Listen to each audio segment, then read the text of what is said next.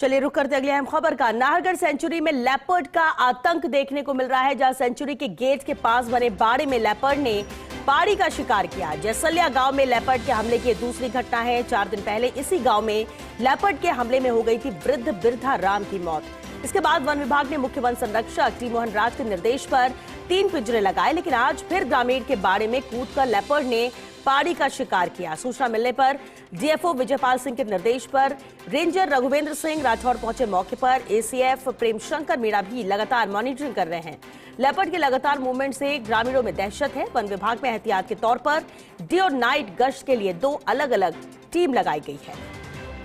तो नाहरगढ़ सेंचुरी में लेपर्ड का आतंक बरकरार है, जहां सेंचुरी के गेट के पास बने बाड़े में लेपर्ड ने पाड़ी का शिकार किया है। जसलिया गांव में लेपर्ड के हमले की ये दूसरी घटना है।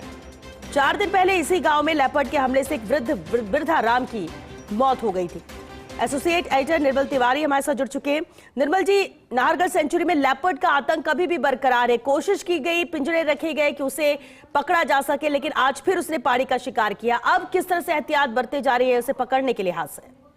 देखिए श्वेता, ये गर्मी शुरू होने के रिजल्ट आने शुरू हो गए। कमजोर प्रेबेस जो है उसके रिजल्ट आने शुरू हो गए। 4 दिन पहले आपको ध्यान है 8 अप्रैल को बिरधाराम को इसी जैसला गांव के अंदर पहले तो बताया गया था कि किसी वन्य जीव का हमला हुआ है। इसमें ग्रामीणों का कहना था उन्होंने हाइना देखा था, लेकिन जब डॉक्टर अरविंद माथुर और उनकी टीम ने जांच की तो पता पड़ा वो भी पैंथर के हमले में ही उसकी मौत हुई। 65 वर्षीय वृद्ध बिरधाराम को इसी जैसला गांव में 4 दिन पहले इसी लेपर्ड ने मारा। और आज लेपर्ड ने वापस से जो नाहरगढ़ वाइल्ड लाइफ सेंचुरी का जो गेट है उसके ठीक सटता हुआ जैसला गांव है, उसमें एक बाड़ा बना हुआ था ग्रामीण का। वहां पर उस बाड़े में लेपर्ड कूदा और कूद करके उसने वहां पर पाड़ी का शिकार किया। भैंस की जो फीमेल जो बच्चा होता है भैंस का, उसका उसने शिकार किया। हालांकि इस बात की भी बहुत तेजी से चर्चाएं हो रही है। ग्रामीणों का तो कहना यह भी है कि किसी एक ग्रामीण के ऊपर भी हमला किया, लेकिन ग्रामीण वहां से बच निकला। उसके पास से जैसे पैंथर ने उसके ऊपर जंप लगाई, वो साइड से होता हुआ वहां से भाग खड़ा हुआ और पैंथर भी वहां से भाग खड़ा हुआ। लेकिन निश्चित तौर पर बहुत चिंतनीय इसलिए है कि गर्मी शुरू हो चुकी है, पारा एकदम चढ़ रहा है। ऐसे में वाटर मैनेजमेंट और प्रे बेस मैनेजमेंट बहुत ज्यादा कमजोर है। राजधानी जयपुर की बात करें, चाहे वो जालाना लेपर्ड रिजर्व हो,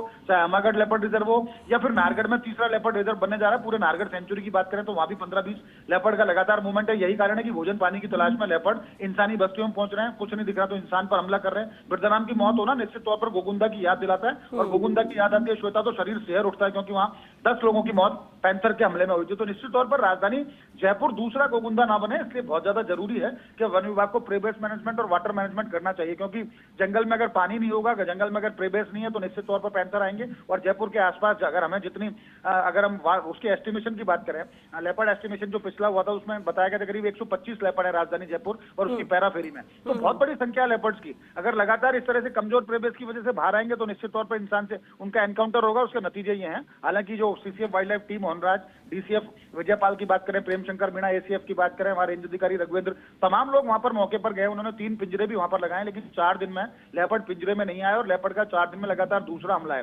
पहले में इंसान मारा गया, दूसरे में एक मवेशी मारा गया है। ऐसा ना हो कि दोबारा इस तरह की पुनरावृत्ति हो और वो शहर के अंदर इस तरह से लेपर्ड्स का आना, लगातार उनका मूवमेंट बना रहेगा। तो निश्चित तौर पर आज जैसला की घटना है, हो सकता है वो राजधानी जयपुर के अंदर सिटी के अंदर भी लेपर्ड आए, क्योंकि विद्याधर नगर में लेपर्ड निकल चुका है, लालकोठी लेपर्ड पहुंच चुका था, लगातार जगतपुरा में लेपर्ड का मूवमेंट बना देखने को मिलता है। तो राजधानी को सुरक्षित रखना है, राजधानी वासियों को सुरक्षित रखना है, लेपर्ड्स को सुरक्षित रखना है। तो बहुत ज्यादा जरूरी है कि प्रे बेस मैनेजमेंट के ऊपर काम होना चाहिए, वाटर मैनेजमेंट के ऊपर काम होना चाहिए। लेकिन आज की घटना भी श्वेता बहुत ज्यादा दुखद है।